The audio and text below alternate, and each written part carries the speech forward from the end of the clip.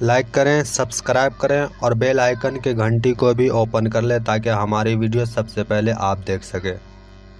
بسم اللہ الرحمن الرحیم۔ دوسری کہانی۔ رسول اللہ صلی اللہ علیہ وسلم نے ایک مرتبہ فرمایا کہ بنی اسرائیل میں 3 آدمی تھے، ایک کوڑھی، دوسرا گنجا، تیسرا اندھا۔ خداوند تعالی نے ان کو آزمانا چاہا اور ان کے پاس ایک فرشتہ بھیجا۔ پہلے وہ کوڑھی کے پاس آیا اور پوچھا، تجھ کو کیا چیز پیاری ہے؟ اس نے کہا، مجھے اچھی رنگت اور خوبصورت خال مل جاوے اور یہ بلا جاتی رہے جس سے لوگ مجھ کو اپنے پاس بیٹھنے نہیں دیتے اور گھن کرتے ہیں۔ اس فرشتہ نے اپنا ہاتھ اس کے بدن پر پھیر دیا، اسی وقت چنگا ہو گیا اور اچھی کھال اور خوبصورت رنگت نکل آئی۔ پھر پوچھا، تجھ کو کون سے مال سے زیادہ رغبت ہے؟ اس نے کہا، اونٹ سے۔ پس ایک گابھن اونٹنی بھی اس کو دے دی اور کہا، اللہ تعالیٰ اس میں برکت دے۔ پھر گنجے کے پاس آیا اور پوچھا، تجھ کو کون سی چیز پیاری ہے؟ کہا، میرے بال اچھے نکل آئیں اور یہ بلا مجھ سے جاتی رہے کہ لوگ جس سے گھن کرتے ہیں۔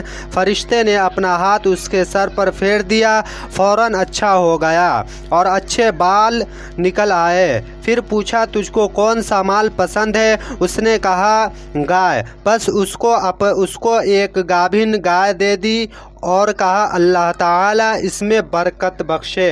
پھر اندھے کے پاس آیا اور پوچھا، تجھ کو کیا چیز چاہیے؟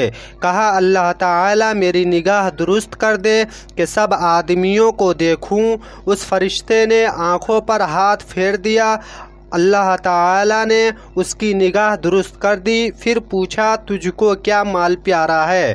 کہا، بکری۔ بس اس کو ایک گابھن بکری دے دی۔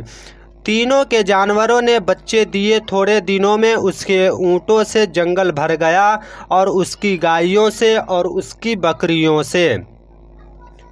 پھر وہ فرشتہ خدا کے حکم سے اسی پہلی صورت میں کوڑھی کے پاس آیا اور کہا کہ میں ایک مسکین آدمی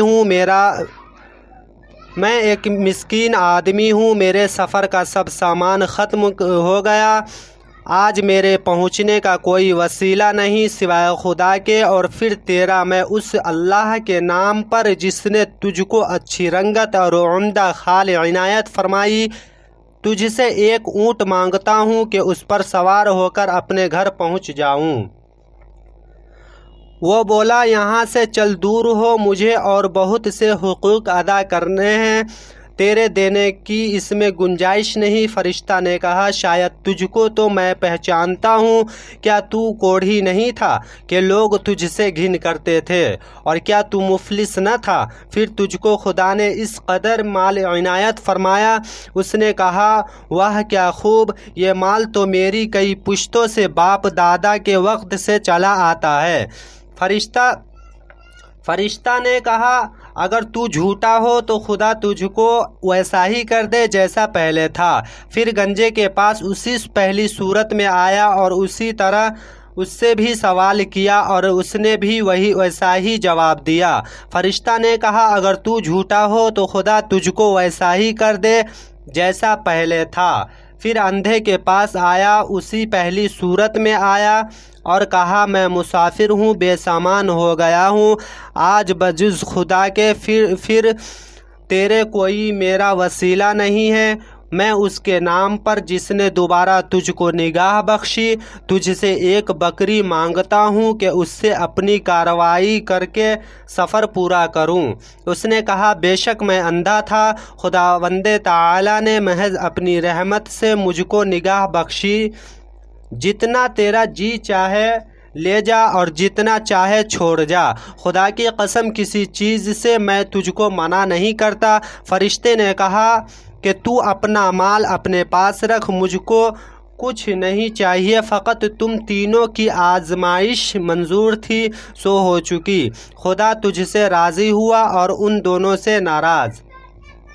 فائدہ: خیال کرنا چاہیے کہ ان دونوں کو ناشکری کا کیا نتیجہ ملا کہ تمام نعمت چھن گئی اور جیسے تھے ویسے ہی رہ گئے، اور خدا ان سے ناراض ہوا، دنیا اور آخرت دونوں میں نامراد رہے، اور اس شخص کو شکر کی وجہ سے کیا عوض ملا کہ نعمت بحال رہی اور خدا اس سے خوش ہوا اور دنیا اور آخرت دونوں میں شاد و بامراد ہوا۔ اللہ تعالی عمل کرنے کی توفیق عطا فرمائے۔